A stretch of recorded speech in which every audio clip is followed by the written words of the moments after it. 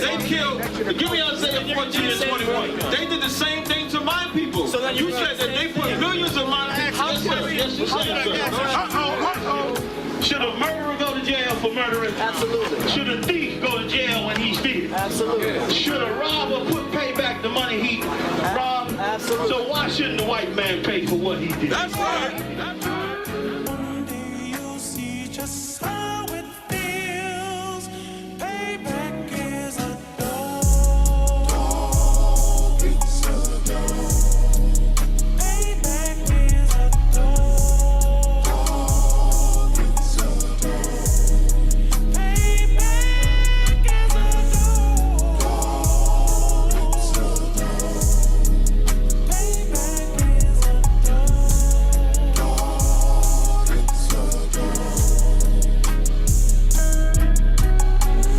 I'm in a hell of a hole, was never expected to grow. Just obstacles set in the road, that a result of me selling my soul. The story I'm telling is cold, but yet it's what everyone knows. The white man's the devil is known. America was never our home. Only a place of captivity, safe facility, hating disfigure me. They claim that I'm lazy, be killing me. Maybe this slavery draining my energy.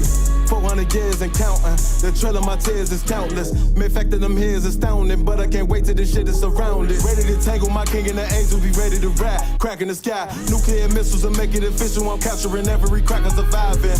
Put them all in chains where they need to be. Slavery for me. And let the whole world see that with them in the cage and safer in the streets. Put the dog on a leash. Get resolved for the beast. 144, get the ruler show, we could all be at peace. As soon as the trumpets are sound, your kingdom we busting it down.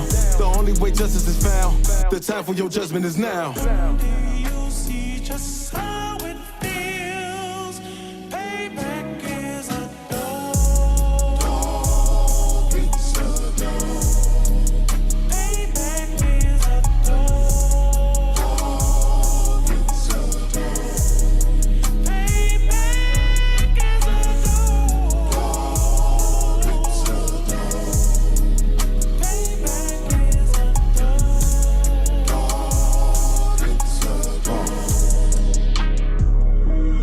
Look, ain't no remorse in my blood slim. It won't be no compromise. Now it's time to feed the worms. Watch his body turn to flies. I clutch iron while you trust the lies. The next Glock I buy gon' be Gen 5. I get it customized.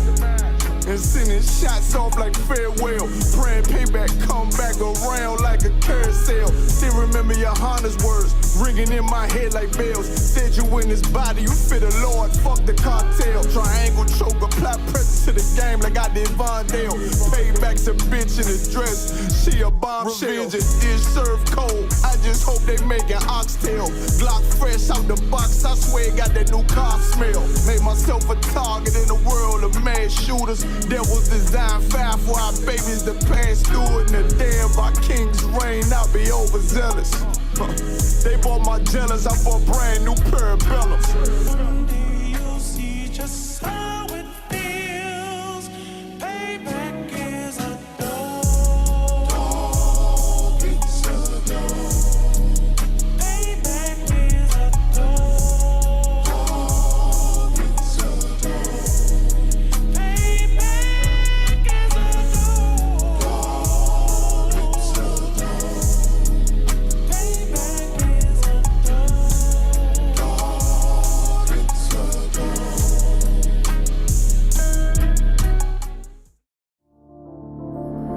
Buck roll.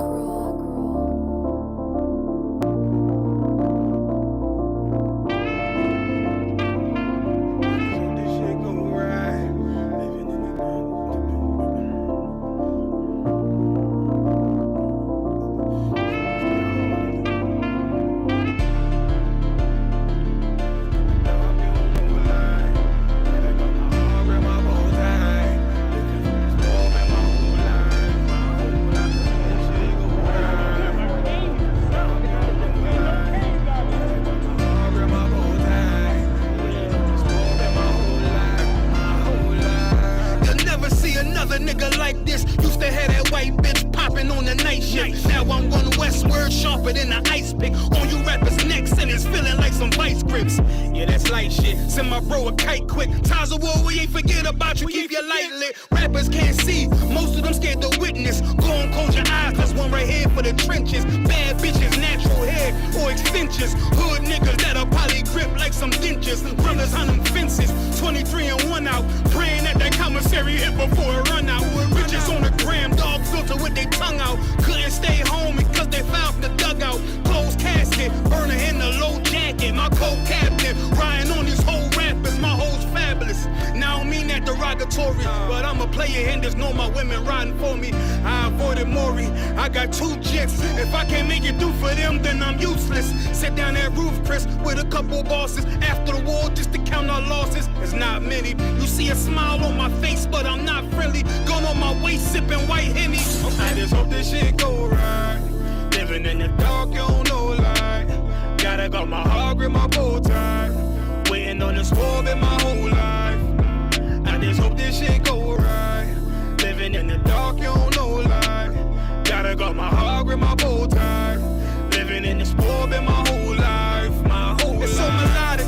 When I be dropping this ebonics, this ghetto phonics, it got me on the level supersonic. My bomb atomic, and you know where you can find me. Somewhere probably folding this paper origami. My name is pure as the Sani, my wave is like a tsunami. I went from 0 to 100, feeling like Ricky Bobby. I made a deal with the Reaper. Got a couple wives, they some keepers. Talk a lot of shit, but you can't walk a mile in my sneakers. Bitches go to Miami, come home with change features. Now she got a BBL, her ass fatter. Trying to show up all them niggas that laughed at her. Now when they see her, they only wanna fuck her. They just wanna touch her, they don't wanna cuff her. They just wanna come and kick it with her like a punter. Turned her to a runner, now it's all aboard the train.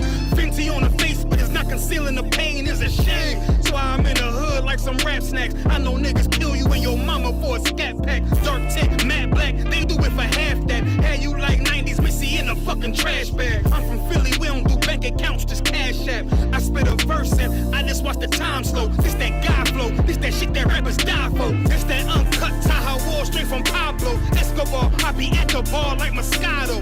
They think it's effort, but no, this that block work. Make the countermeasures, take pleasures, making an op hurt. Light is in the sky, cause every verse is a concert. My mind work at speed y'all can't fathom. Listen to the words of a champion. It can't. The streets need another anthem. I just hope this shit go right. Living in the dark, you don't know light. Gotta got my heart grip, my bow tie. Waiting on the swerve in my whole life. I just hope this shit go right. Living in the dark, you don't know light. Gotta got my heart grip, my bow tie. Living in the swerve in my whole life. My whole. All right. Shalom, Israel. You live with the Israelite School of Universal Practical Knowledge. Priest and Captain Soccer will hold on the class live from Memphis, Tennessee. Every Tuesday, Wednesday, and Thursday, we have classes here in Memphis from 6 to 8 p.m. Central Standard Time. All you brothers and sisters tuning in, if you got family, loved ones, people you care about in Memphis, Tennessee, New Orleans, Louisiana, Shreveport, Louisiana, and surrounding areas. Jackson, Mississippi as well. Anybody in northern Mississippi, Jackson, Mississippi, Tupelo, Mississippi, get them in contact with the Israelite School of Universal Practical Knowledge. Since 1969, we've been teaching so-called Blacks, Hispanics, and Native Indians the truth according to the Bible. What is the truth? The truth is that so-called Blacks, Hispanics, and Native Indians descend from the greatest people that have ever walked the face of the earth. The Bible identifies us as the lost 12 tribes of the nation of Israel. In the year 2026, there is nothing more important than for God's chosen people to learn the truth of who we are, where we come from, and what our purpose is on this earth. So what we like to do with these classes is give brothers and sisters an opportunity to go into this book called the Bible to gain the knowledge, wisdom, and understanding that the Most High has put inside of this book so that we can come back to being the people that he called us to be and reclaim our righteous place on the earth as kings, priests, princesses, and daughters of Zion. And with that being said, I'd like to give brothers and sisters an opportunity to ask questions. If you have any questions online, type them in. If there's any questions in the room, raise your hand. And if there are no questions, we'll go into the topic of tonight's class. What y'all see on the screen is the captivity of Jacob.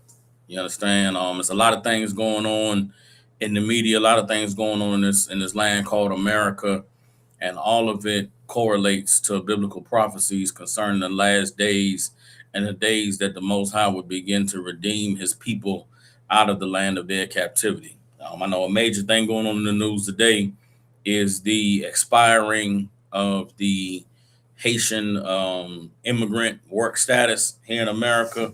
It's been a big thing all over the news. Let's see something. Haitian immigration. Yeah, Haitian TPS, right?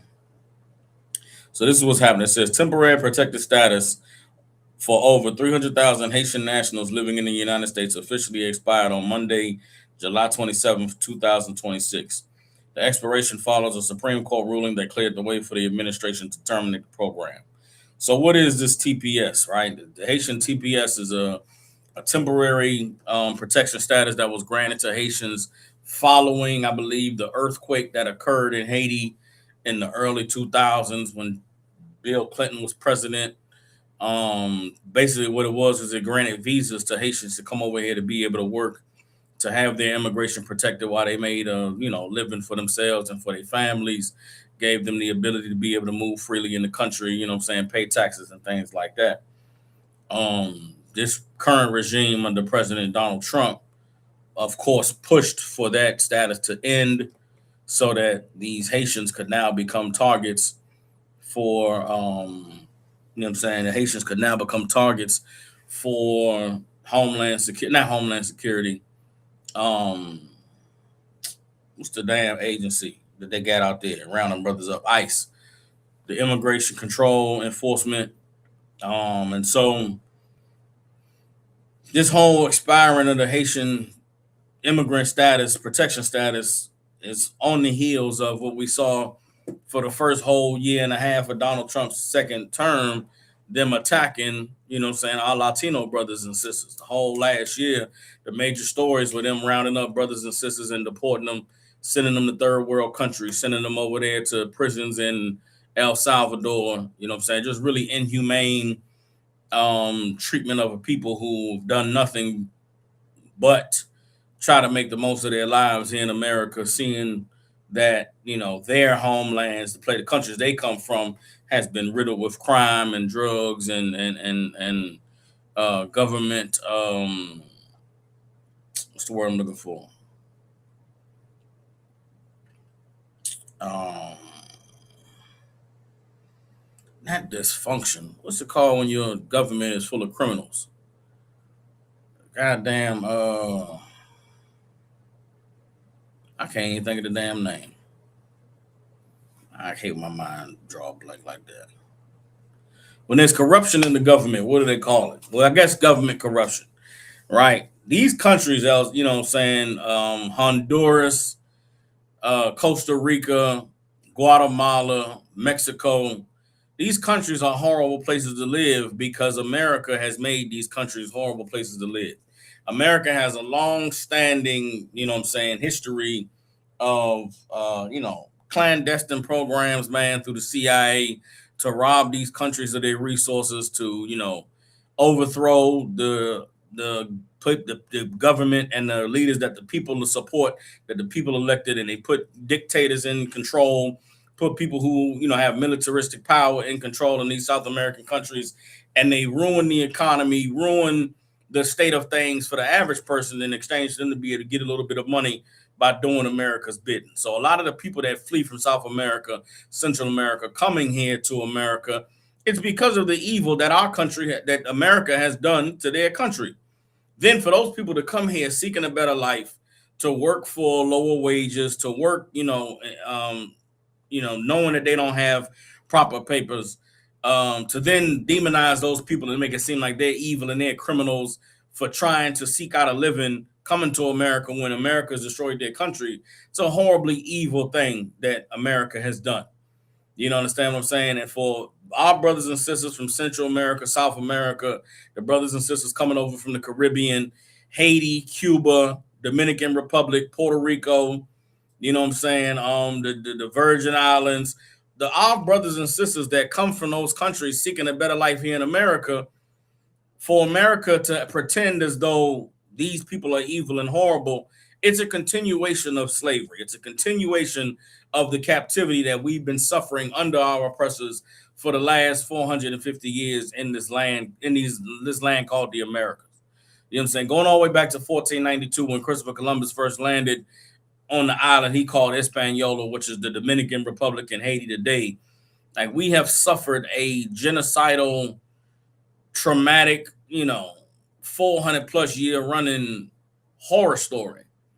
And the lie that Black Americans have been fed is that, the Civil War was about freeing us and was about giving us equal rights and establishing, in the government with the 14th Amendment, a means for us to be accepted like everybody else, when nothing can be further from the truth given the historical record of our experience the last 60 years in this country. And right now, what's important for us to understand is that if we stand by silently as the Haitians are rounded up, as the so-called Mexicans and the so-called Latinos are rounded up, once they are done rounding them up and abusing them and, disappearing them and, getting them out of the country without due process, then we're next. You understand? And tonight we're going to go into two scriptures. We're going to go to two chapters in the Bible. We're going to go to Jeremiah, the 30th chapter, and we're going to go to Joel, the 3rd chapter. And both of these chapters in the Bible factor heavily into the prophecies concerning the children of Israel in the ending days of their captivity before the Lord delivers us out of our oppressors' hands. You understand? The Bible says that in the last days of our captivities, the Most High would bring again our captivity, meaning he would remind everybody about our captivity, you know what I'm saying, before delivering us.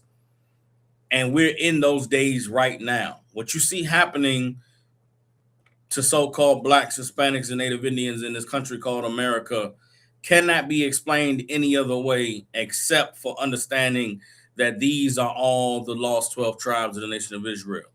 These are God's chosen people suffering under their oppressor, the things that God said that they would suffer in the days before he redeemed us and brought us back to him.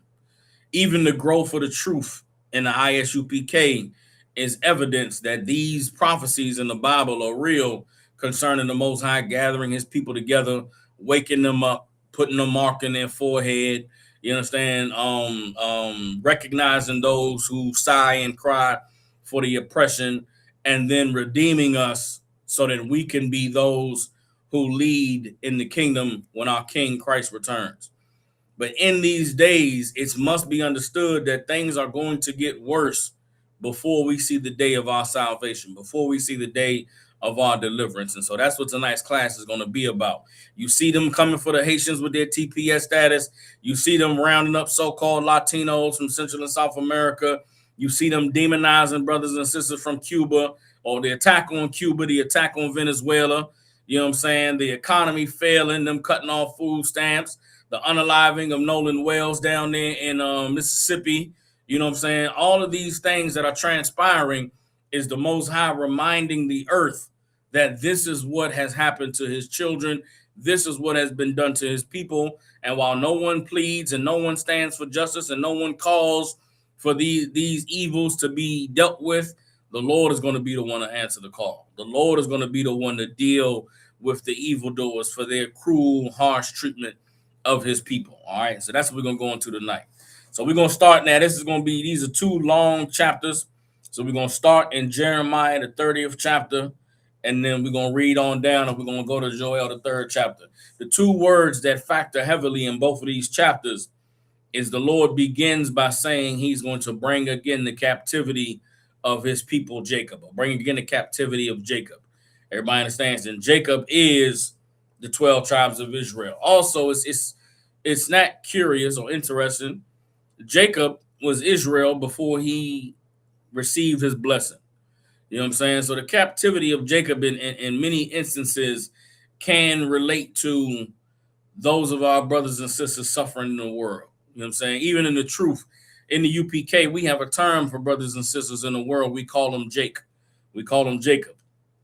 You know what I'm saying? If you in the truth, you Israel, you Yasha Allah, you a prince of the power. You somebody that's in the world, man, that's Jake. Jake be tripping. Jake be out of pocket. You know what I'm saying? In the truth, We refer to our brothers and sisters in the world, not in a derogatory way. We don't look down on them. You know what I'm saying? There's some people that like to look at brothers, and some people that because they've been brainwashed by our oppressor, they've been brainwashed by America. They'll look at brothers and sisters in the world and they'll call them niggas. That whole there's a difference between black people and niggas. That's bullshit. That's oppressor talk. You know what I'm saying? That's white supremacist talk. There is no difference between black people and niggas because the word nigga means black. Acts the 13th chapter, the first verse, the priests and Barnabas and Simeon who were at Antioch were called Niger.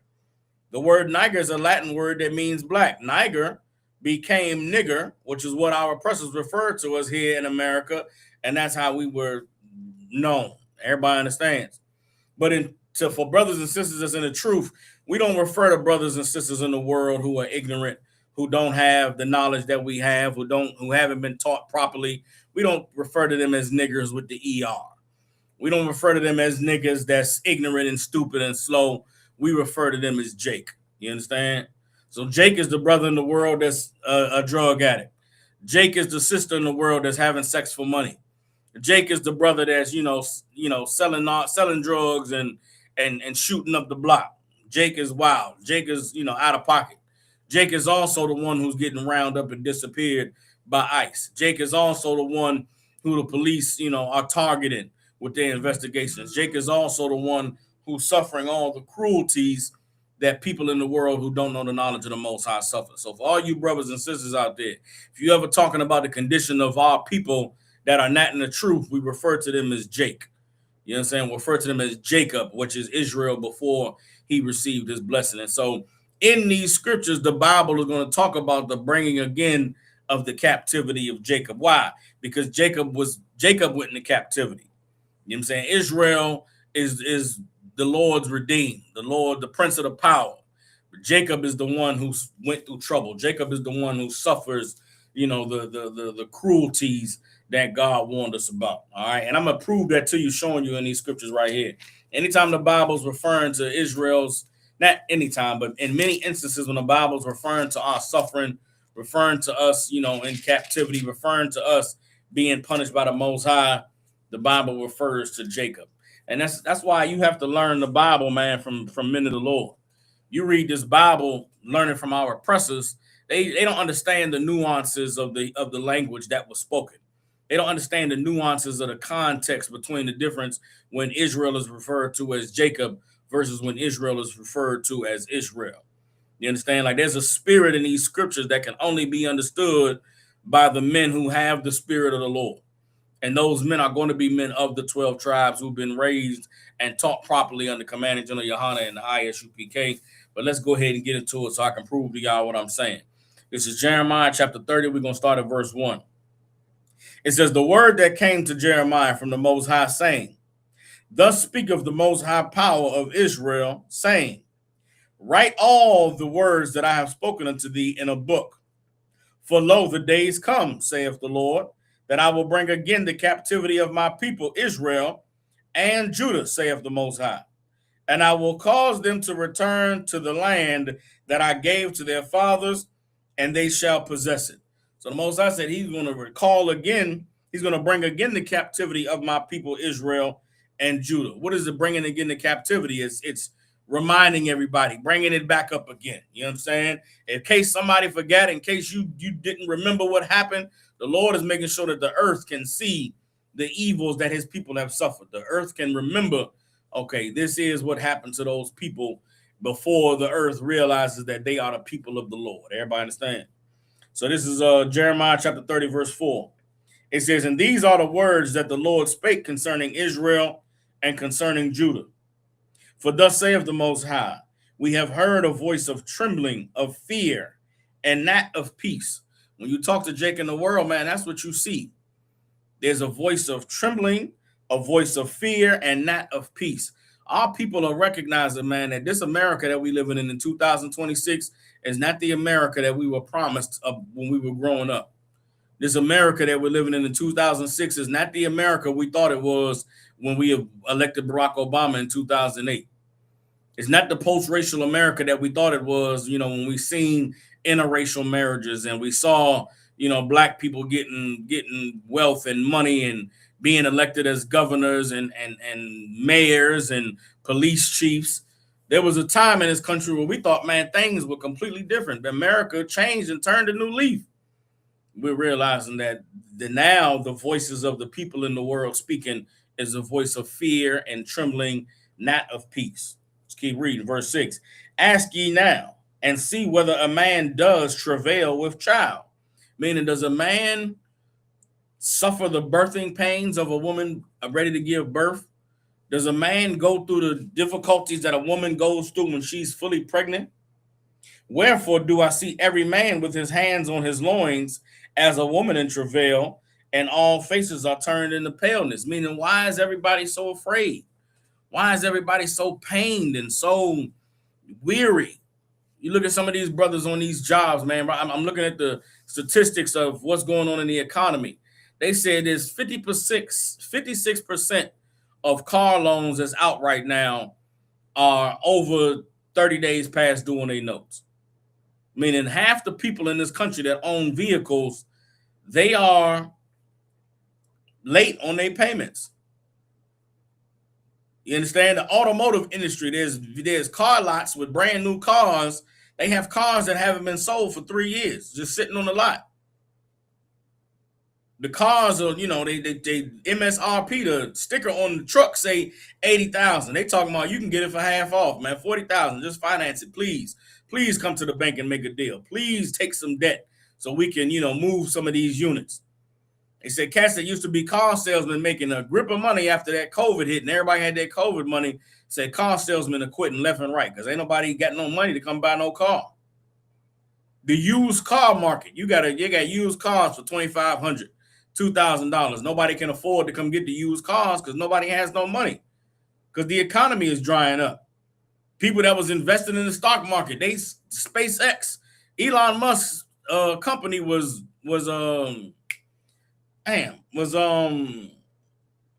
I forget the word. With a appraisal. His company was appraised to be $1 trillion company. The public IPO, the initial public offering, they wanted like $50 a share or something. SpaceX came out. They thought it was $1 trillion company. In 2 weeks, SpaceX has lost $90 billion in the economy. People invested $90 billion into this company, realized the company wasn't making no money and they wasn't producing anything that was worth any value. Now the stock has crashed and everybody done lost their money. And there's a lot of people that's hurting in a lot of ways in this country right now, and nobody's talking about it, but the Lord sees it, which is why he's telling Jeremiah, are men giving birth out here? Well, then why is everybody so stressed out? Why is everybody in so much pain? Why are they hands on their loins and they pale, looking sick? Because they realize that the world we thought we were going to inherit is not the world that we're living in 2026. Everybody understands? Verse 7, alas, for that day is great, so that none is like it. It is even the time of Jacob's trouble, but he shall be saved out of it. The Lord say, man, we are living in the time of Jacob's trouble. What is the time of Jacob's trouble, man? The bringing again of the captivity of God's people. The oppression and the suffering and the ruin of everything that we thought was going to be a wonderful life living here in America. All the dreams and aspirations, man. I'm of the generation when we was taught you go to college, man, you get a good job, you buy a house, you know what I'm saying? You get you a wife, man, have 3 kids, drive a nice vehicle, buy your kids cars on their 16th birthday. All the things that we were promised was going to be life in America, it's dwindled away and disappeared in the last 12 years. You understand? I came into the truth, man, in 2010. When I came into the truth, I was living, I had a decent life in the world, making decent money. This is before the truth. I ain't gonna lie. By the time I came to the truth, I had nothing. But before that, man, I felt like I had the whole world ahead of me. And there's people that I know that's still stuck to that life in the world, and they in pain right now. The housing prices, they bought houses and their houses upside down. Now they owe more money than their house is worth. They buying cars and the cars is, they owe more money on the car than what the car's worth. car breaking down, you still owe $20,000 on it. You got to go and file for bankruptcy and do different things, man. This world that we have inherited is not the world that we were promised.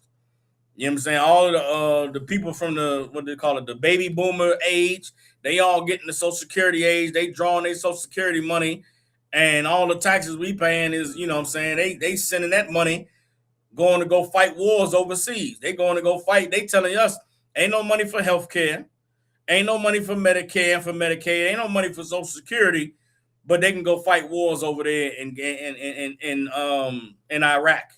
They can go support the Israeli military. Donald Trump and his sons is robbing everybody with cryptocurrency money, making $200 billion, but there ain't no money for the poor people, man. And they rounding our brothers and sisters up with ICE. Donald Trump is threatening to have a third.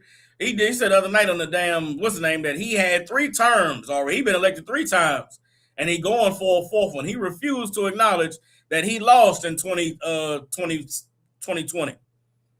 He's saying he won in the year 2020 as well, and they robbed him. And he said he gonna run for 2028. Put a hat on that said Trump 2028, which means what? He not planning to lose this election in November. Donald Trump and his people that's in power, they not planning on letting blacks and Hispanics vote. They not planning on letting you go and elect a Democrat so they can go to prison and suffer the things that they got to suffer for their cruelty and their crimes. They're going to find some way to make sure you're not able to vote. And if you're not able to vote and the Republicans stay in office, then they're going to continue their attack on our people. They're going to continue the attack on re-enslaving us. And we are in the days of Jacob's trouble, man. There's things that brothers and sisters in this world are suffering that we don't even understand. You understand? Should the brother, young man Thomas said, people are pulling out of their retirement early more than ever. Listen, I withdrew my retirement, exhausted all of it about 6 months ago. Y'all know, everybody know I got hurt about a year and a half ago. I got hurt last March. Well, guess what? I got a little bit of money when I first got hurt and blew through it in 2 months. That money was gone. I did a couple things, you know what I'm saying? Got a car for my daughter and my rib. You know what I'm saying? Got a comfortable one of them silly posturpedic beds with the different levels that you sleep on. I got one of those. Took care of some stuff in the house, you know what I'm saying? Renovated a little bit. And that money was gone. And I'm living off of the damn workers' comp ain't the full check. Workers' comp is 66% of the money that I was used to getting. I had to go look at that retirement. I had X amount of dollars from when I was an electrician, pulled that out. I had X amount of dollars from when I worked for FedEx. I pulled that out. You understand? And then, hell, that money gone now. So, yes, everybody pulling out their retirement because ain't going to be no retirement. People are seeing, man, the writing on the walls. This thing is falling apart. Worse than that, there's people who's still investing in their retirement and their retirement being gambled on the stock market with these AI companies. So there's people who haven't touched their retirement that when they go to look at it and see how much they got to fall back on, they are going to be shocked that there's no money in that retirement. Like, the world that we thought we were going to inhabit is not the world that we're living in. And when it comes to God's people, blacks, Hispanics, and Native Indians, the Bible says that it is the day of Jacob's trouble, but he shall be saved out of it. Let's keep reading. This is verse 8 in Jeremiah 30. For it shall come to pass in that day, saith the Most High of hosts, that I will break his yoke from off thy neck, and I will burst thy bonds, and strangers shall no more serve themselves of him. The Lord said, man, the time is coming where he's going to break this yoke off of our neck. And we no longer going to serve these strangers. You understand? We no longer going to give them our substance. Right now in this land called America, God's chosen people are stuck serving all the other nations. I just think of how much money black women spend every year on East Indian hair. You understand? It's a $3 billion industry of East Indians. Now, East Indians have a god they worship. One of their gods they worship requires the women to cut their hair off bald. These East Indian women, they go to worship their god, they cut their hair off bald. Some East Indian company gets all the hair that is cut off and sacrificed to this god. They bundle it up, make bundles, and they bring it to America to sell to black women to put weave in their hair. And that's a $3 billion industry that the East Indians have. These Koreans, they come over here to America. They are the ones that are in your beauty salons. They're the ones that's selling you your fake eyelashes. They're selling you your lip gloss. They sell you your weave and your hair care products. Those Koreans have billion-dollar industries off of black people's hair care. You understand? The Vietnamese come over here. They got pho restaurants. You buy they soup. You know what I'm saying? You go to get your nails done. The Vietnamese and the Koreans was in the nail salon. The Chinese come over here, set up chicken wing spots where they selling you 3 wings and fried rice. You feel what I'm saying? And we pay them of our substance, and they take that money and send it back to their countries. Here in Memphis, Tennessee, Arabs own all the gas stations. Arabs own all the little corner store marts. You want to go buy some candy for the kids, or hell, the majority of our people, Jacob in the world, they going and buying roll-ups, going and buying Garcia Vegas and Philly blunts and whatever y'all smoking nowadays. They go buy I'm in the gas station sometimes, I'm getting me some gas, and I hear cats say, yeah, let me get a Newport 100 full box, and let me get 2 Black and Milds with the wood tip, and let me get I forget the names of some of these new things they got, but that's what's happening. We selling ourselves to these other nations. The Lord said that they gonna come when He gonna deliver us, man. Break the bonds of the captivity off of our necks and the yoke off of our hands, and the strangers are no longer gonna serve themselves with us. Everybody understands? Jeremiah 30:9, but they shall serve the Lord their God and David their king, who I will raise up unto them. Meaning what? They're gonna come into the truth. Jake is going to come into the truth and realize that they're the Lord's chosen people, that they're not Black, Hispanic, and Native Indian, that they're not niggas and spicks and wetbacks, that they're not gang members and drug dealers and players and pimps and hustlers. We're going to realize that we were made to be kings and priests. Our daughters are no longer going to be scammers and hoes and strippers and prostitutes. They're going to become daughters of Zion. And when we serve the Most High, and we serve our King Yahushua, who is from the seed of David that was raised up, then guess what? The Lord will begin to deliver us. That's the time we're in right now. As things are getting worse and worse for brothers and sisters in the world, the truth is going to be the way that they find deliverance. The truth is going to be the way that they find peace.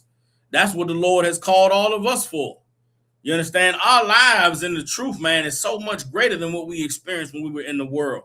Black women are able to come in here and find confidence, able to come in here and find love and peace with a man who's going to be with them and will never leave them and abandon them. Children are able to be raised with both of their parents in the home. You understand? Young boys are able to get taught discipline and taught how to be a man and to handle their emotions. Young girls get to see a man and a woman loving one another and choosing one another and battling through the difficulties that come up in a relationship. Life in the truth, man, is so much greater than what the brothers and sisters that are in the world are experiencing. And the more and more that they start to understand this life we live in, they're going to choose this rather than what they're suffering in the world. Everybody understands. Reading on, this is Jeremiah 30:10. Therefore, fear thou not, O my servant Jacob, saith the Most High. Neither be dismayed, O Israel. For lo, I will save thee from afar, and thy seed from the land of their captivity. And Jacob shall return, and shall be in rest, and be quiet, and none shall make him afraid. For I am with thee, saith the Most High, to save thee. Though I make a full end of all nations whither I have scattered thee, yet will I not make a full end of thee. But I will correct thee in measure, and will not leave thee altogether unpunished. Like, these are words of truth. These are words of encouragement. These are words that we can hang our hat on, knowing that the Lord is not going to forsake us, that we are not suffering these things for our destruction, but what we have experienced is a part of us being corrected. What we have experienced is a part of us being chastised. You understand? We are not innocent in many instances. We're definitely not innocent in the Lord's eyes. And so some of the things that you and I suffered before we came into the truth, we needed to suffer those things. We needed to go through what we went through for us to realize, man, I'm living life the wrong way. I need to choose the Lord. And upon choosing the Lord, you had to experience some things. You had to go through some things that were difficult. But in the end, you come out better, and you can look up and say, man, that was the Lord correcting me. That was the Lord delivering me. That was the Lord saving me. As bad as it is, and as bad as it's going to get for our brothers and sisters in the world, it's worse for our oppressors right now. There's many places on this earth, you don't get to hear the news coming out of China. You don't hear the news coming out of them Arab countries. You don't hear the news coming out of the East India and coming out of Germany and France. These people are suffering in a lot of these places, man. They ain't got the wealth is not there. The money's not there. They don't have the technological advances that America has. They don't have the government, you know what I'm saying, freedom that America has. There's a lot of things that we have been granted in this place that as we wake up to the truth and we able to improve our lives, there's a lot for us to be thankful for that our oppressors do not have. There's a lot for us to be appreciative of and being able to understand some of the things that we've gone through in our lives and experience that they make sense when you know the Lord. Our oppressors don't have access to that. There's things that our oppressors suffer and they go through that there are no answers for. There is not a God that can deliver them from that because their gods are gods of homosexuality. Their gods are gods of drug addiction and pedophilia. I went and watched that Odyssey movie. That Odyssey movie was a good movie, but they left out a lot of the deviancy of our oppressors. You go read that Iliad and you go read the Odyssey, it was a whole lot of nastiness going on with them Greeks and they gods. The cat Odysseus from the Odyssey movie, in the book, he's getting tricked by female gods into having sex with them, getting drugged up. They turning his men into animals, all types of mystical stuff going on. But a lot of it is surrounding a lot of nasty sex, a lot of gay sex, a lot of, assaulting of women. You watch the Odyssey, they talk about the sea people. The sea people was such a horrible thing because after this war, these people, the lands that they touched base on their way home, they did nothing but ravage in the land, unaliving people, taking people into captivity. You understand? Assaulting the women and the young girls and the young boys. These are a nasty group of bastards, them Greeks. Well, guess what? As they in today's society, they're still nasty and they're still harming their children and harming their women. There's no salvation for them. There's no deliverance for them. There's no knowledge that they can learn one day that'll explain their life and comfort them. We are the people who have the God who has given us a path to changing our lives, giving us a culture that we can lean on and say, damn, this is the way we're supposed to be living all along. Now I understand how horrible it was when I grew up because my parents didn't have this truth. I understand the community where the drugs was running rampant and the mamas and the daddies wasn't home because now we understand the truth. I understand why we had to go to prison and was in captivity because now I understand the truth. The white man doesn't have access to that. The East Indian doesn't have access to that. The African doesn't have access to that. But you do have access to it because you are Jacob. You know what I'm saying? We are the Lord's chosen people. So as we wake up, we're able to understand the things that we've experienced in life, and it gives us a peace in our spirit. It gives us a calm understanding that, man, the Lord was in this thing the entire time. And that needs to be the message for our brothers and sisters in the world today. We know it's hard. We know it's rough. But the Lord is bringing these things down to get us to wake up and turn back to him. And as we wake up and turn back to him, he said he's going to make a full end of all the nations where he's driven us, but he's not going to make a full end of us. Everybody understands. This is Jeremiah chapter 30, verse 12 now. It says, for thus saith the Most High, thy bruise is incurable, and thy wound is grievous. Man, our wound and our bruise is, there's nothing that can be done to help us.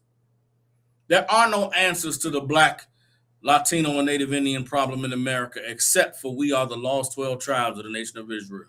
We're the chosen people of God.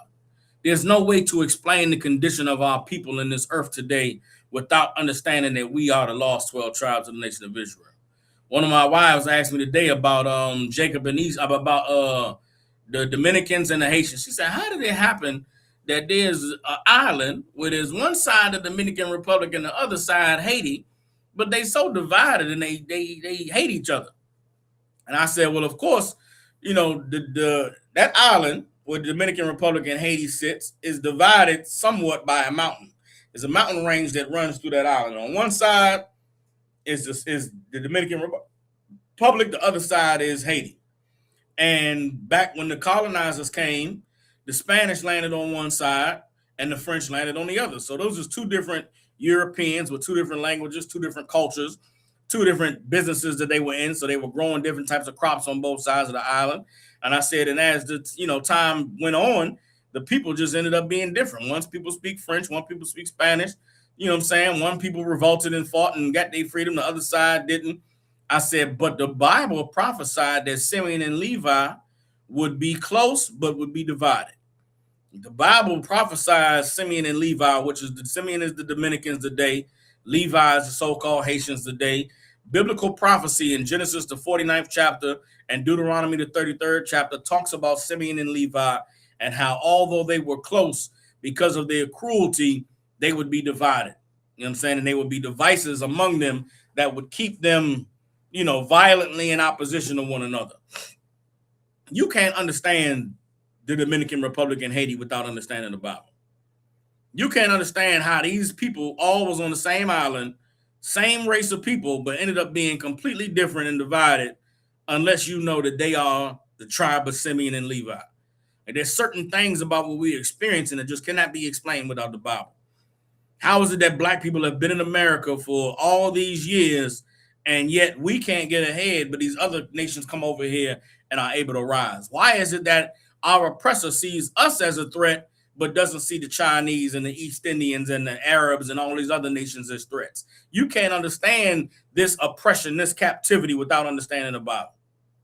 Thanks be to the Most High in Christ, we do have the understanding and the knowledge of this Bible because of Commander General Yohana, the generals, the captains, and the officers of the ISUPK who have been receiving this truth, studying this truth, and holding it down since 1969. Everybody understand? Once again, Jeremiah 30:12. For thus saith the Most High, thy bruise is incurable, and thy wound is grievous. There is none to plead thy cause, that thou mayest be bound up. Thou hast no healing medicines. All thy lovers have forgotten thee. They seek thee not. For I have wounded thee with the wound of an enemy, with the chastisement of a cruel one for the multitude of thine iniquity, because thy sins were increased. Why criest thou for thine affliction? Thy sorrow is incurable for the multitude of thine iniquity, because thy sins were increased. I have done these things unto thee. So the Most High is making it clear we are suffering because of the evil that we've done against the Most High. We are suffering because we have not served him. We have not turned back to him. We continue to attempt to join our oppressors. We continue to attempt to identify ourselves as something other than the Lord's people. We want to be free in so many ways, and it may seem like a lot of this stuff is new. I know the LGBTQ stuff seems like it's new, but a lot of it is old, man. Old, ancient disobedience against the Lord. I see a thing on the internet now. It's a lot of black women getting back into hoodoo, which is, I guess, hood voodoo, which is going back to the ancient practices, that they think was delivering us, when those are the things that got us enslaved. A lot of black women into the astrology, into the damn Venus moon and the Aquarius sun and all this goofy ass Mercury in retrograde, and that's the reason why the sun is entering into the Taurus. All that bullshit is why we destroy it. All them things you worshiping, you want to worship the creation and not the creator. That's why we destroy it. You want to practice all this hugging trees and grounding your feet in the grass and not acknowledging that there's a God who made laws and rules for us to follow. So angry with our oppressor that black women think that they got to fight against the patriarchy. The patriarchy ain't enslaved the black. The patriarchy is not black men. The patriarchy is our oppressors. The cruelty, the dismissal of women and their, gifts and the need for them to raise our families and to love us and to support us, that doesn't come from black men. that comes from our oppressor. The feminist movement was a movement that was started because our oppressor, white men, were beating and assaulting their families in the 1910s and the 1920s and the 1930s. The women's suffrage movement was started because they needed to pass laws to stop our oppressors from drinking and doing harm to their families. That was not a problem that black men and black women had, but because we sought to join our oppressors, black men emulating our oppressor became cruel towards our women, and our women, being beguiled and being gamed up by our oppressor, began to identify with their women and fight the battle and the cause for their women. There's a fight taking place between black men and black women today that has nothing to do with us. There's disagreements and arguments on the internet between black men and black women that have nothing to do with us. It has to do with our oppressor. But because we would do anything not to identify ourselves as the children of God, we are caught fighting a battle that cannot benefit us on either side. It's a lot of these things are the reason why we're suffering, because we won't listen to reason. We won't acknowledge that the Most High is the one who's the author of all these things. And if we are not obeying him, then there is no way that can prosper us. So a lot of the things that are coming up today, a lot of this stuff is old stuff. Hoodoo is old. Voodoo and praying to the Orishas and these West African gods. That's what got us in slavery. That's what got us into captivity. Getting high, smoking weed and smoking heroin and DMT and popping pills. That is what got us in captivity. Celebrating Christmas and Thanksgiving and Kwanzaa and all these dumbass holidays. That is what got us in the captivity. You understand? Polyamory, women having multiple husbands and men, swinging and sharing their wives with other men. That is what got us into captivity. The only way that we're going to be able to get free is if we put our sins and our perverseness behind us and turn to the Most High. And there's brothers and sisters that will hear anything. They will listen to any wisdom. They will listen to anybody telling them any knowledge. But as soon as men pull out the Bible and say, we're going to read from the word of the Lord, they say, nah, that's a white man's book. How is the Bible a white man's book when everybody in the book is black? How is the Bible a white man's book when the white man is the devil, according to the Bible? People demonize the Bible because they don't want to follow rules. People demonize the Bible because the Bible, in the same chapter, when it's explaining, we're going to get free from captivity. The Lord is going to redeem us. The Lord is going to destroy our enemies. He's not going to destroy us. It also says, but you're suffering all these things because of your disobedience. Your wound cannot be cured any other way. All your lovers have forgotten you because you forgot the Lord. People don't want to hear that part. There's a lot of our people today that want to look at the evil that's going on. And they want to blame our oppressor, but they don't want to accept accountability for having turned their back on the Lord.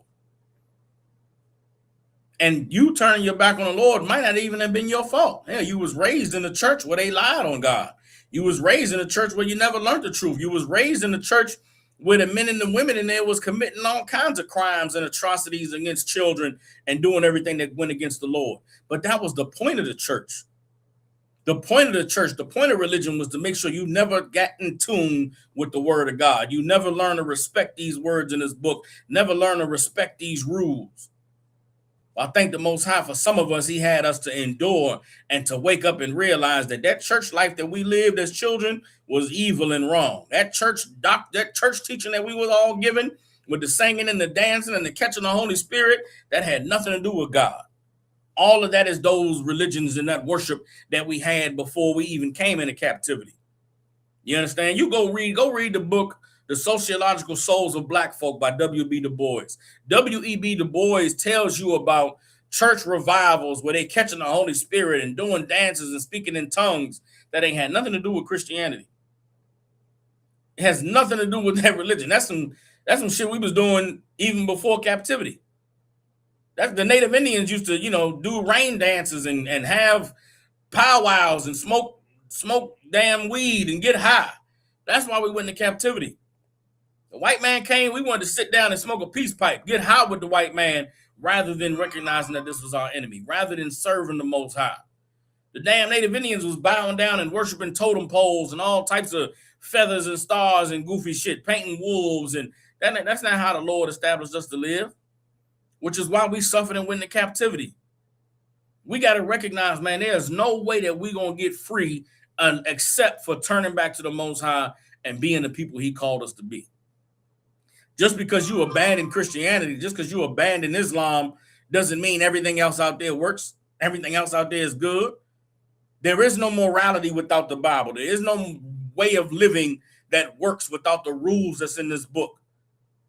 What works for our oppressor will not work for us. We are the people that are bound to obey the Most High. And in obeying the Most High, we get freed and delivered. In disobeying the Most High, we suffer and are in the days of Jacob's trouble. Everybody understands. Let me keep reading. This is Jeremiah chapter 30. We in verse 16 now. Therefore, all they that devour thee shall be devoured, and all thine adversaries, every one of them, shall go into captivity. And they that spoil thee shall be a spoil, and all that prey upon thee will I give for a prey. The Most High is talking about flipping the script. He's going to reverse the order of things. We've been on the bottom and we've been in captivity. We're going to be the ones taking them into captivity. We've been spoiled and been ran through. We are going to spoil them and run through them. We have been a prey to them and been at their mercy. They are going to be a prey to us and be at our mercy. But we have to be governed by the laws of God. We have to be governed by the rules that are written in this record for our people. Verse 17, for I will restore health unto thee, and I will heal thee of thy wounds, saith the Most High, because they called thee an outcast, saying, this is Zion, whom no man seeketh after. Because we was discarded and thrown away, the Lord said, man, I'm going to have pity on you and I'm going to raise you up. And we have to understand, man, if there's never been a time in the earth where you realize how discarded and disrespected Black, Latino, and Native Indian people were, you got to look at the earth today and understand that it's now. All these other places where they suffer things, man, you'll see on the internet, you'll see, pray for Japan and black out your screen for this country and black out your, put a line on your profile for what's going on with this nation. What about what's happening to the Latinos in America? What about the outcry for what's happening to Black people in America? Nobody on the planet gives a damn. Nobody stops to even think about you. But the Lord has always thought about us. The Lord has always cared about us. Everybody understands. Let's keep reading. This is Jeremiah chapter 30, verse 18. Thus saith the Most High, behold, I will bring again the captivity of Jacob's tents, and have mercy on his dwelling places. And the city shall be builded upon her own heap, and the palace shall remain after the manner thereof. And out of them shall proceed thanksgiving and the voice of them that make merry. And I will multiply them, and they shall not be few. I will also glorify them, and they shall not be small. Their children also shall be as aforetime, and their congregation shall be established before me. And I will punish all that oppress them. And their nobles shall be of themselves, and their governor shall proceed from the midst of them. And I will cause him to draw near, and he shall approach unto me. For who is this that engaged his heart to approach me, saith the Most High? And ye shall be my people, and I will be your God. Behold, the whirlwind of the Lord goeth forth with fury, a continuing whirlwind. It shall fall with pain upon the head of the wicked. The fierce anger of the Most High shall not return until he have done it, and until he have performed the intents of his heart. In the latter days, ye shall consider it. You understand? Like, man, Jeremiah 30 is an amazing love letter to Israel for the times that we're in now. While it may seem hopeless, man, and it seems like sure doom awaits us, we have to know that now is the time that the Lord is going to deliver us if we choose him, if we turn to him. I love when I talk to people about the Bible and debate with people, and they say, you waiting on some sky daddy, you waiting on some God. And I have to correct them and say, nah, man, we not waiting on a sky daddy. We not waiting on God. God is waiting on us. The Lord has already promised us what he's going to do. but he requires us to be the people who deserve what he said he would do. Right now, we are not experiencing the blessings and the glory that is recorded in this Bible because we have not returned to the Lord and been the people that he called us to be. How sad is it that there are people who think that we crazy for believing in the Bible? We crazy for, waiting on God. We crazy for believing that one day out of the sky, black men are going to come and deliver us out of this hell. When the Bible says this based on whether or not we obey the Most High. And because they think our faith and our trust in the Most High is so crazy and so nonsensical, they won't stop getting high. They won't stop having sex with white women. They won't stop chasing our oppressors' wealth and riches.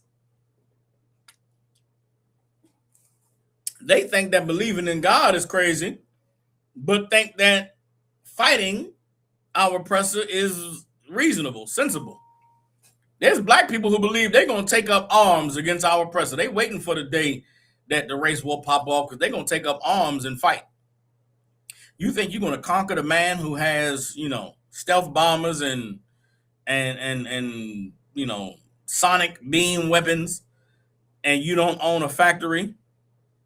We don't own a manufacturing company for firearms. We don't own an ammunition company. We don't even own a mine where they're getting the elements that they make the gunpowder out of. How can we win a war with our oppressor when he's the creator of all the war utensils? We crazy for believing in a power that's greater than the white man, but you not crazy for believing you're going to be able to defeat the white man with his own guns? It doesn't make any sense. We're crazy for believing the words of a book that was recorded over thousands of years ago that says, if my people will obey me, I will make them above everybody. But if they disobey me, they're going to go into slavery on ships. We crazy for believing that book, but you're not crazy for believing that you're going to overthrow and rule the earth, but you can't stop smoking weed and getting high. You're going to overthrow the oppressor and rule the earth, but your God is the same God as the Arabs who make deals with the white man to keep you in slavery and captivity. There's cats out there that they Muslim. They believe that they're going to overthrow America. And the Arabs with actual guns and bombs can't overthrow America. So you're going to overthrow America as a black man, Muslim in America, and then what? Be subject unto the Arabs? But we crazy for what we believe in. But you gonna rule the earth and you still get high. You gonna rule the earth and you don't, you still lying to your woman. You gonna rule the earth, but you still, get dysfunction in your family. Come on, man. It's not gonna happen. It's not realistic. It's foolish. It's a foolish endeavor to believe that as a man, there's something you can do of yourself that's going to cause you to have a legacy of some lasting greatness in the earth. The only legacy, the only lasting greatness comes from either serving the Lord or being such a good servant for your oppressor that they make a mockery out of you after your death. You understand? Martin Luther King is a man that was made a mockery of after his death. Malcolm X was a man that was made a mockery of after his death. You understand? Some of these other cats that they talk about in history were made mockeries of after their death. Hell, even Marcus Garvey. You go study some of these cats in history, man. It'll be underwhelming for you to learn about their life and how they lived and how they died. And you find out that, damn, they was a puppet the whole time. You find out that they was a sellout. You find out they was financed by some oppressors. You find out their whole identity, their philosophy came from another nation. There is no glory that comes except for if you serve the Lord. Because everything that you get from the oppressor, the glory you get from the oppressor, it can either be taken away or it's false glory. There's not anybody you can name on the earth, in the history of the earth, that has actual real glory that didn't either get it from the Lord or it's a lie that was given to them by the oppressor. And that's across everybody. The only honorable names in history are the names that's in the Bible. Outside of the Bible, there is no honorable names in history. You know what I'm saying? So those who have honor, and honor came because they were serving the God of the book. Toussaint Overture has honor. You understand? Nat Turner has honor. Harriet Tubman has honor. Why? They were serving the God of the Bible. They was doing what they learned reading the Bible. Other names in history: the great conquerors, Genghis Khan, a nasty, deviant, sexual bastard, and had no morality, and he was an illiterate son of a beggar who rose to power. Alexander the Great was a nasty, deviant, sexual monster who was world famous for his sexual exploits with men and with women, but really with men. All the generals and the soldiers, they used to run trains on Alexander the Great. And after, between all the trains getting ran on him, he was a hell of a fighter, warrior, leader of men, but he was a nasty sexual deviant. Anybody else you can name in history, I can run their background down to you, and you'll find out, oh yeah, they were actually a horrible, evil, disgusting bastard. Even though, hell, Winston Churchill and Woodrow Wilson, anybody you want to name in history that you think was great, they actually were a horrible piece of shit. Excuse my language. They were deviant and sexually, or some kind of way they was evil and wicked. The only honor comes from serving the Lord. You understand? And believing in the God of this book. Salaki. Let's get Joel. Now we're going to the book of Joel, chapter 3. All right. We're going to read the book of Joel, chapter 3. All right. So here we go. This is Joel, chapter 3.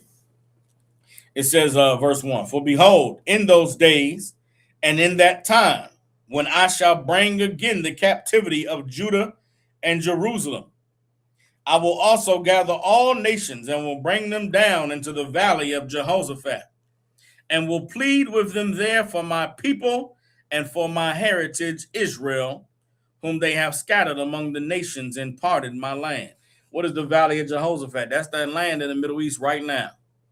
The Lord said when he bring again the captivity of his people Judah and Jerusalem, he going to bring all the nations down to the valley of Jehoshaphat. You understand? Ever since 9/11, I remember being young in the truth, you know what I'm saying, and learning that ever since 9/11, when our oppressors went into that land of the Middle East, they were never going to make it out. That was the Lord beginning the gathering of the nations into the valley of Jehoshaphat. And ever since 2001, after 9/11, America has been at war with Afghanistan. America went to war with Iraq. America went to war with Jordan. America overthrew the government of Egypt, overthrew the government of Libya, overthrew the government of Syria, overthrew the government of Lebanon, Jordan, Kuwait, made deals with the United Arab made deals with Saudi Arabia, which led to the establishment of the United Arab Emirates, which led to the establishment of Qatar and some of those countries. And now America, when they pulled out of Afghanistan, they pulled out of them countries in the Middle East, the Lord brought them right back. Now they're in war with Iraq. And this war with Iraq and the clogging up of the Strait of Hormuz is bringing in China, bringing in Russia, bringing in all of the European nations. They're trying to make deals and trying to find some way to run these pipelines and to get this oil, but it's never going to stop. And the Lord is causing all these nations, the world economy is being brought to its knees. A bunch of nations are getting choked out right now because this is the Lord pleading with them. This is the Lord showing these other nations, making them suffer pain and consequences for the evil that's happening to his children here in this land called America. Everybody understands. This is Joel chapter 3, verse 3. And they have cast lots for my people and have given a boy for a harlot and sold a girl for wine that they might drink. That's what's taking place, man, with all of these deportations. That's what's taking place with all of the crime and the government corruption in these South American, Central American countries. That's what's going on with the people of Cuba right now, with them grabbing the leader of Venezuela and bringing him into America to go to jail, Maduro. That is, they making bets and making wages on putting our people in prison, putting us in captivity, shipping us, making deals to ship us down to El Salvador to prisons where, uninhabitable conditions, having our people stuck in border facilities where they're not eating no food and it's maggots in the sandwiches and just unimaginably evil things that's happening to our people, man. The Lord said, because of these things, there's consequences and repercussions. That's why their sons are going to go and perish in the Middle East. That's why their sons are going to go and perish fighting a war that's for Israel. You understand? This is Joel 3:4. Yea, and what have ye to do with me, O Tyre and Zidon, and all the coasts of Palestine? Will ye render me a recompense? And if ye recompense me swiftly and speedily, will I return your recompense upon your own head? Because ye have taken my silver and my gold, and have carried into your temples my goodly pleasant things. The children also of Judah and the children of Jerusalem have ye sold unto the Grecians, that ye might remove them far from their border. This is talking about us being sold, man, going into captivity, our wealth being stripped from us, our wealth being taken and given to these other nations. The Lord has seen what has befallen Black, Hispanic, and Native Indian people. The Lord has seen what has happened to his children in North, Central, and South America, the children of the diaspora, and the Lord is not satisfied. He is not pleased with the evil that has been done, with the atrocities that have been committed. Everybody understands. Joel 3:7, behold, I will raise them out of the place whither ye have sold them, and will return your recompense upon your own head. Meaning what? The Lord said he's going to raise us from the places that they sold us, and he is going to return payment on their own head. You understand? All the things that we've suffered, man, all the death and the destruction, all of the, genocide and the mutilation, all of the spiritual and the mental and the emotional torment that we've experienced, the Lord said he's going to bring it to these other nations. He's going to bring it to these other places. And that's why when you see violence and when you see outbreaks of civil unrest in some of these other nations, you have to know that it is the Lord that's doing it. When you see the world economy crashing and these other nations having to resort to, drastic measures in order to be able to sustain themselves, you have to know that it is the Lord that has done it. You know what I'm saying? You just look at the news, man. I'm studying the news. I'm looking at different countries and what they're going through. The birth rates in many of those Asian countries is in the negative right now because they can't afford to have children. I watched a documentary about birth rates in Japan. Japan is at a place right now where there's like 3 elder Japanese for every 1 young Japanese entering the workforce, meaning the baby boomers in Japan outnumber the new children 3-1. So in about 20 years in Japan, there's not going to be enough money being generated to support the Social Security of the elder people because they're not having enough children. Why aren't they having children in Japan? Because they cannot afford to have children. They can't afford to have children and have a career and still be able to have a house and a car and all the regular things that people want to have in life. So in order to be able to live a decent life, they're just not having kids. But not having kids is going to mean that there's nobody to fund Social Security in 20 years, which means the old people are going to have to keep working. They're not going to be able to have a life they imagined they was going to have neither. They're not going to, like, this thing that is happening in America is happening all over the earth. And the Lord is destroying the entire society. All civilizations, all societies are crumbling simultaneously. The one that we're, the crumble that we're experiencing in America, it's directed towards us because that's the way of our oppressor. That's the way of the white man. It's to blame us for everything. But it's inevitable what's happening. It's happened. The system was built on a house of cards. It's a giant game of charades. And now the game is coming to an end. The Lord is bringing the game to a conclusion, and no one wants to acknowledge and recognize that this is the end of everything. And they're going to just keep dragging it out as long as they can. They're going to keep with the stock market and the wars and the price of gold and the new currency. They're going to keep battling it out until all of it falls apart and all of it crumbles in on itself.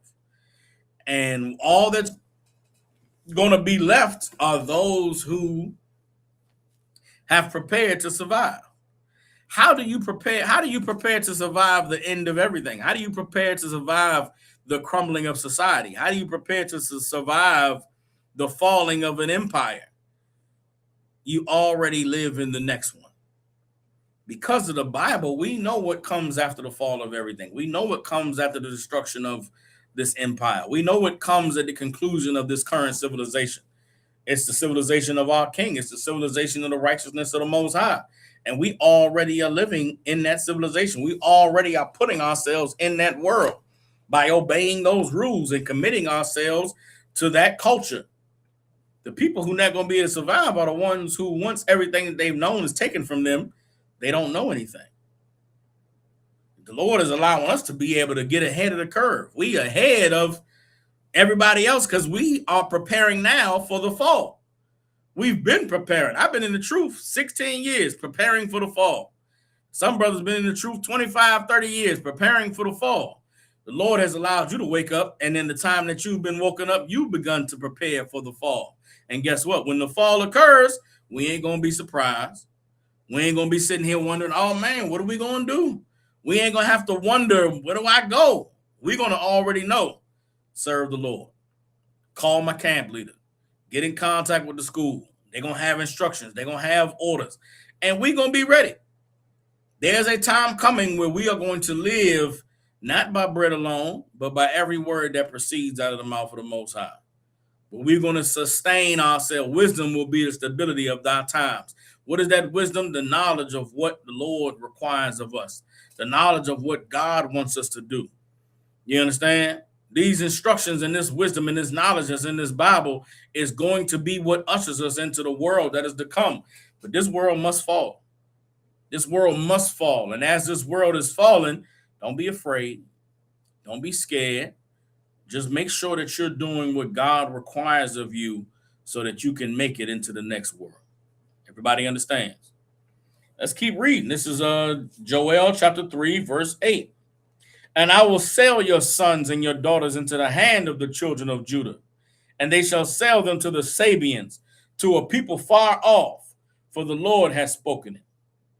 Proclaim ye this among the Gentiles. Prepare war. Wake up the mighty men. Let all the men of war draw near. Let them come up. The Lord said, prepare, proclaim this among the Gentiles. This is what all these nations need to understand. White, Chinese, Japanese, Korean, Iraqi, Iranian, Afghanistanian, Palestinian, Jordanian, Qatarian, give me some more. German, French, Russian, Spanish, Portuguese, Danish. Give me some more. What's the ones in the middle? Kazakhstanian, Serbian. Who fighting against Russia? What's some cats named Russia invaded? What's the country Russia invaded, man? So many wars going on. Goddamn. Russia invaded Switzerland. Now he ain't invaded Switzerland. Poland. What the fuck is the name of that goddamn country? Who was China? I mean, who was Russia at war with? Okay, man, I gotta do something about my mental health. I mean, not my mental health, but goddamn. Russia, war, Ukrainians. Why can't I think of Ukraine? All these countries, the Lord's saying, proclaim amongst them, prepare for war. You understand? And they already done it. They already doing it. There's military exercises. All these countries preparing for war. Why? Because they're going to have to fight for control of this world. You know who doesn't have to fight for control of this world? God's people. Because we want this world to fall away. We want this world to pass. We want this world to be removed so our world could be ushered in. We don't have to fight for this world, brothers and sisters. We got to fight for the world to come. How do we fight for the world to come? We make sure that we prepare ourselves to live in that world by living in that world now. We got to be obeying the laws of the Most High and establishing amongst ourselves the kingdom of heaven. The kingdom of heaven is present in the city of Memphis, Tennessee. Why? Because there are brothers and sisters here who are obeying the Lord and who deal righteously with one another according to the laws of God. And that is where the kingdom of heaven is. The kingdom of heaven is in Birmingham, Alabama. Why? Because there's brothers in Birmingham that's obeying the laws of God, and the people that's around them and in their company are obeying the laws of God, and they deal with one another according to the laws of God. They have the kingdom of heaven in Birmingham, Alabama. In Jackson, Mississippi, I'm raising brothers up, raising sisters up right now in Jackson, Mississippi. And the kingdom of heaven is going to be present in Jackson, Mississippi. Why? Because the brothers and sisters in that city are obeying the Lord and dealing with one another according to the laws of the righteousness of God. You understand? And all of these places, Tupelo, Mississippi. You understand? We got brothers in New Orleans, Louisiana, Shreveport, Louisiana, Lake Charles, Louisiana. You understand? I keep forgetting that one city, that brother in Lafayette, Louisiana. You understand? They in those cities obeying the Lord, and they're telling their families and the people that's close to them to obey the Lord, and we establishing the kingdom of heaven in those places.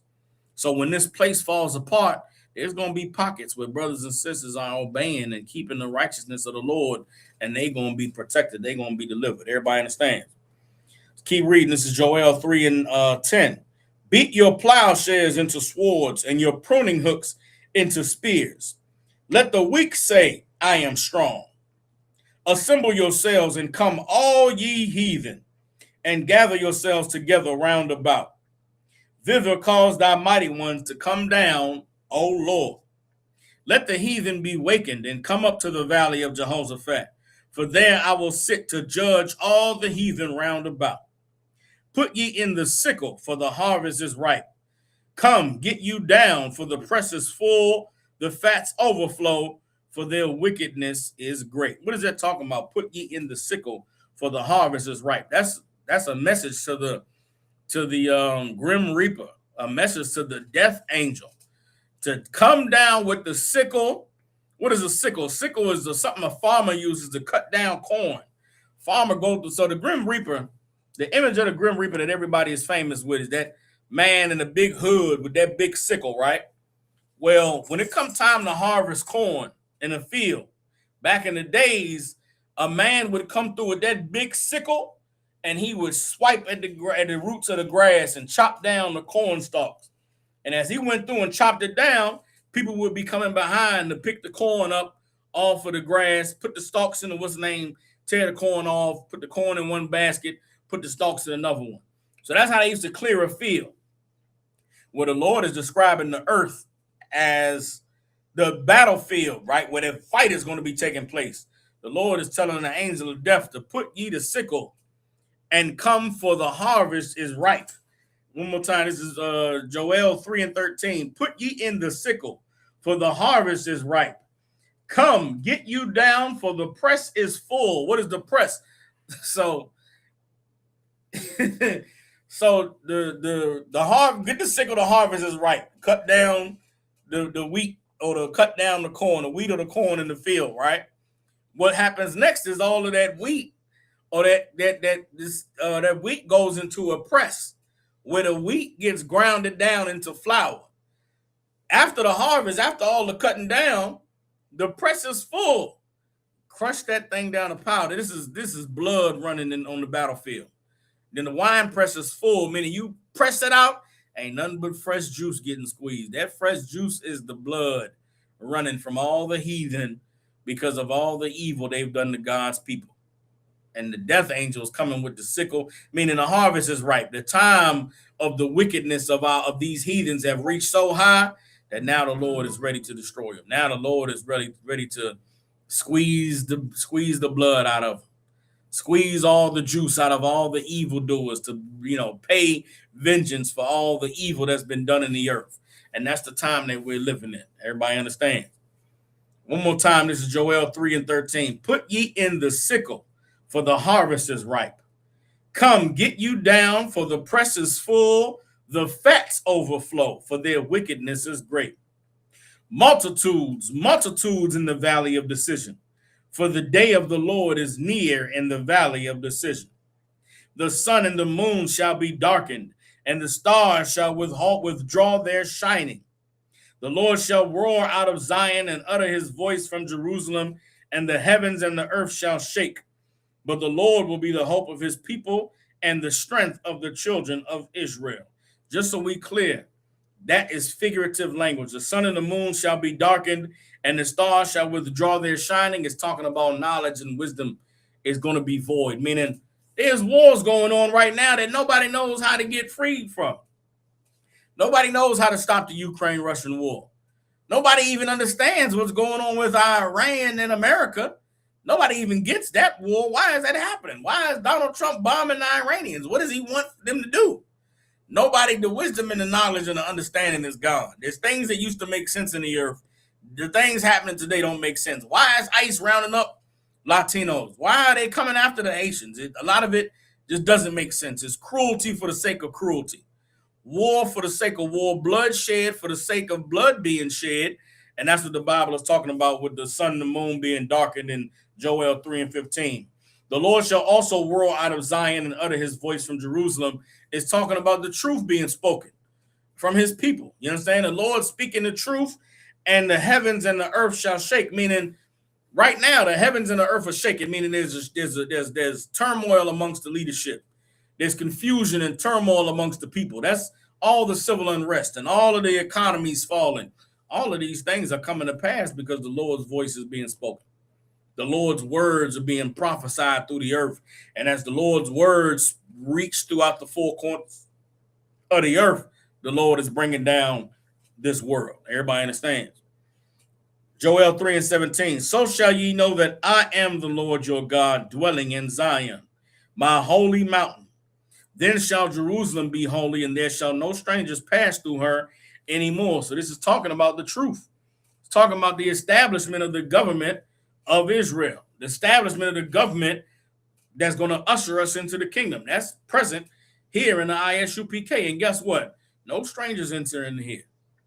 There are no heathens that's coming in the ISUPK. There are no strangers passing through this place.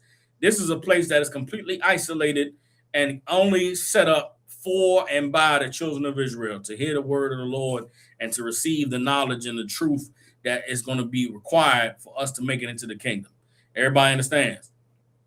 Verse 18, and it shall come to pass in that day that the mountains shall drop down new wine, and the hills shall flow with milk, and all the rivers of Judah shall flow with waters.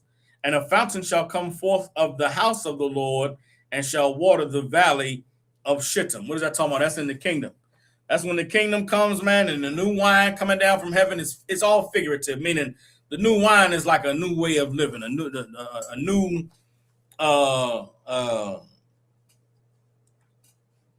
it's like a celebration, a merriment that's never been experienced before, a joy that can't be described. There's going to be new wine and new waters and new rivers that flow from the mountains of Jerusalem, meaning there's going to be a greatness that exists that has never been experienced before, greatness that exists that can't really be understood. Everybody understands. And it's going to happen because now Israel is redeemed. Now we're out of the days of Jacob's trouble. Everybody understand? This is the future for those who stand with the Lord and who keep these laws, statutes, and commandments, who are able to see, you know what I'm saying, the kingdom that we inherit. Everybody understand? Let's keep reading. This is Joel chapter 3, verse 19. It says, Egypt shall be a desolation, and Edom shall be a desolate wilderness for the violence against the children of Judah, because they have shed innocent blood in their land. Again, what's Egypt? Egypt is the land of our captivity. Edom is our oppressors, the so-called white man, and all the places where they live and all the places where they rule. Is it coincidence that they figure into this prophecy that the Lord names Egypt and names Edom as he talks about the destruction that is going to come to those who have fought against the children of the Lord, as he speaks about the destruction that's going to come to, you know what I'm saying, the enemies or those who had us in captivity? No, it's not a coincidence. The Lord knows what he's talking about. The Bible is very clear on the prophecies of the end and what's going to happen in the last days and who is going to be held accountable. There is no escaping it, man. The white man is the devil the Bible speaks of. They are the children of Edom. And the Lord said that he is going to make Egypt desolate, and he is going to make Edom Edom desolate, Edom a desolate wilderness, and Egypt is going to be a desolation. Everybody understand? This is Joel chapter 3, verse 20. But Judah shall dwell forever, and Jerusalem from generation to generation. For I will cleanse their blood that I have not cleansed, for the Lord dwells in Zion. And that's the end of Joel, the 3rd chapter. You understand? Once again, brothers and sisters, we are living in the days of the Lord bringing again the captivity of Jacob. All of the evil things that you see taking place in this land called America, and in many of these other, countries in the Western Hemisphere, even over there in Europe, in the Caribbean, you know what I'm saying, in Britain and in France, and in places where our brothers and sisters have been scattered. All the evil that is, the oppression that's being ramped up against us is the Lord reminding everybody of the evil that has befallen his people, so that as he begins to visit our oppressors and visit these other heathens, nobody can find themselves blameless, you know what I'm saying, for the evil that's happening to them. The Lord is making sure that everybody able to see what America is doing to the Latinos, what America is doing to the Haitians, what America is doing to black people with what happened in Nolan Wells and all the black men being found hung in all of these cities all across this country. These devils think that they are going to get away. They think that no one is going to find them, hold them accountable. No one is going to bring them to justice, but they have forgotten about the Most High. You understand? Unfortunately, so have we. Now is the time the Lord is reminding us that we are his children and we are the people who he called. And there is no way for us to get out of this evil that we're in except for turning to him. And as we turn to the Most High, we will see more and more of our brothers and sisters being delivered. But as more and more of our brothers and sisters are delivered, more and more of our people are going to suffer under the harsh bondage that these oppressors are putting on us. It's just like it was in the days of Egypt. Before the Passover, the Lord delivered us and unalived the firstborns of all the Egyptians. Pharaoh's heart was hardened, and he turned up the oppression on the children of Israel. And the more that the Lord plagued Pharaoh and plagued Egypt, the more and more Pharaoh turned up the oppression on our people. That's where we are right now. 2026, man, is peak oppression for this lifetime, for those of us who've been on the earth, in this lifetime. And as we find ourselves in the midst of it, we must stand with the Most High. We have been given an opportunity to receive the truth, which no generation before us can say that they had in this country. The way that we had these classes and the way that this knowledge is being poured out, the way that these brothers are online teaching and battling all these false doctrines and these false philosophies, there's going to be no excuse for anybody when the time comes that our King returns for them to say, I didn't know any better. It takes, unfathomable faith to stand with the Lord in this time. But if you stand with the Lord in this time, the reward is going to be great.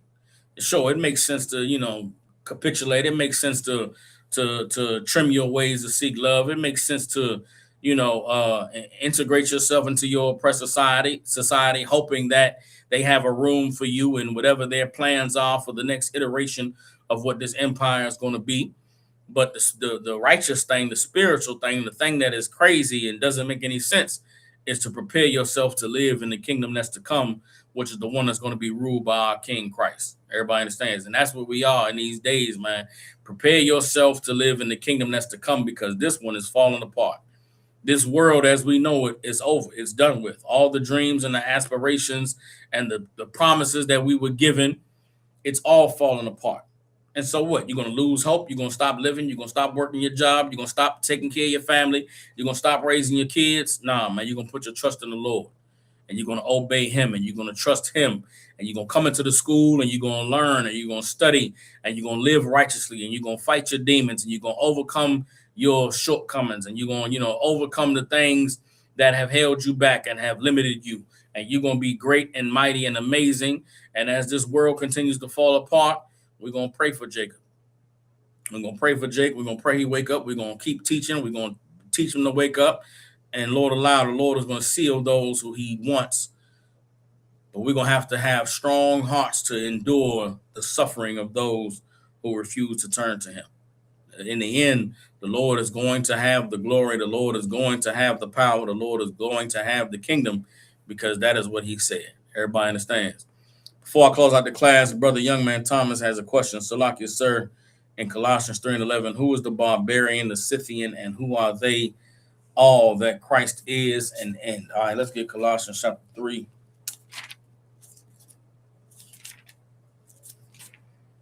Let's get Colossians chapter 3. A lot of these New Testament scriptures, I've talked to you about this before, young man.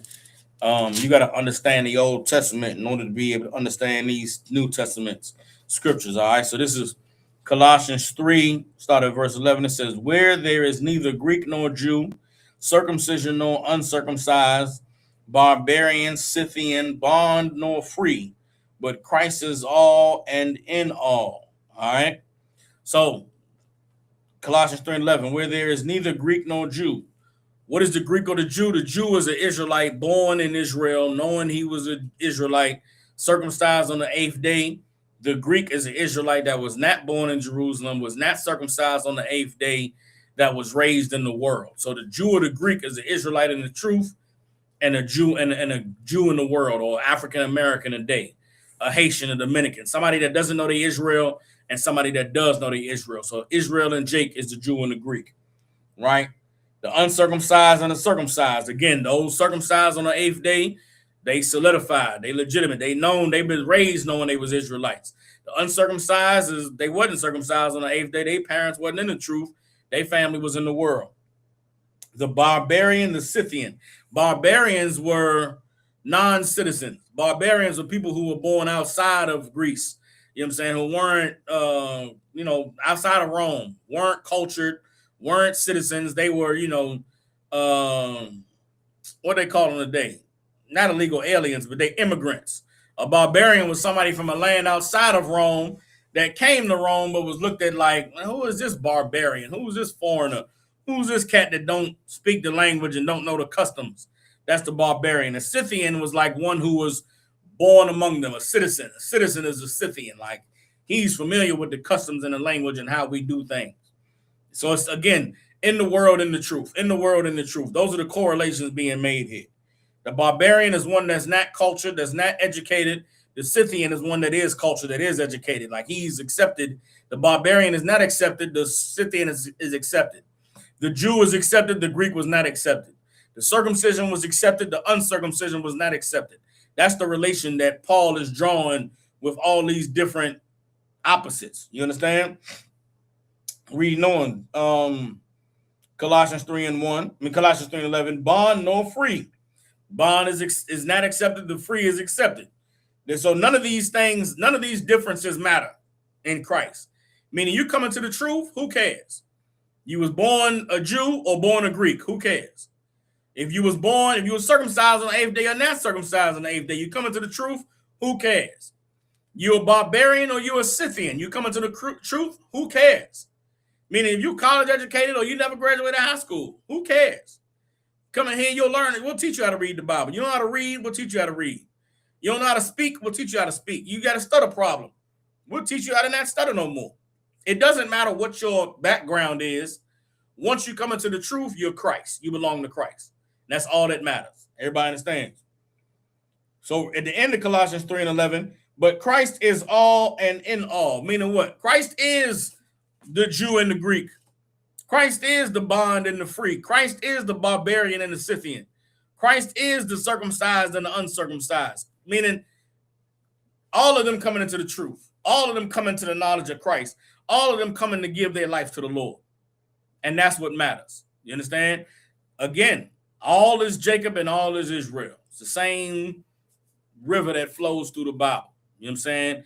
And it's such a beautiful thing in that, and when you understand the truth about the gospel, the truth about the good news is, although we've been niggas and spicks and wetbacks and drug dealers and the children of drug addicts and alcoholics and, didn't get a good education, didn't go to college, didn't make a lot of money, didn't have a lot of prospects in life, man, the Lord allowed us to have the truth, which makes us better than everybody else who does not serve the Lord. The Lord gave us a standard that had nothing to do with how good you did in school.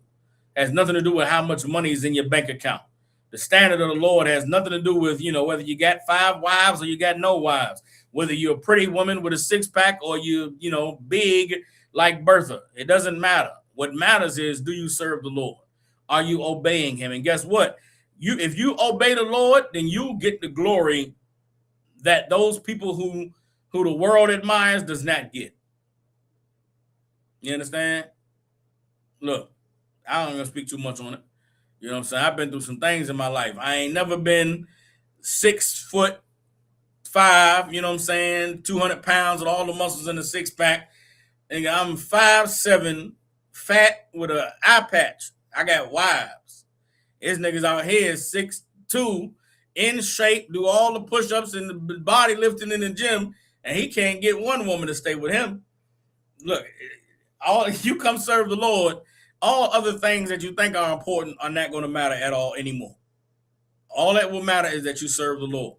And serving the Lord will grant you access to things that having money, that having height, that being, educated could never grant you. You come serve the Lord and be who the Most High calls you to be, and you'll have all the things that life has to offer because the Lord will make them available to you. With that, we're the Israelite School of Universal Practical Knowledge out of 1 West 125th Street in Harlem, New York. Since 1969, we've been teaching so-called Blacks, Hispanics, and Native Indians the truth according to the Bible. What is the truth? The truth is that so-called Blacks, Hispanics, and Native Indians descend from the greatest people that have ever walked the face of the earth. The Bible identifies us as the lost 12 tribes of the nation of Israel. And in the year 2026, there's nothing more important than for God's chosen people to learn the truth of who we are, where we come from, and what our purpose is on this earth. With that, man, the water to you brothers and sisters for tuning in. If you got family, loved ones, people you care about in Memphis, Tennessee, and surrounding areas, get them in contact with the Israelite School of Universal Practical Knowledge so they can learn the truth, man, and get this knowledge, wisdom, and understanding and become the people that the Lord called us to be. With that, I'll see y'all for class tomorrow. Israel, shalom.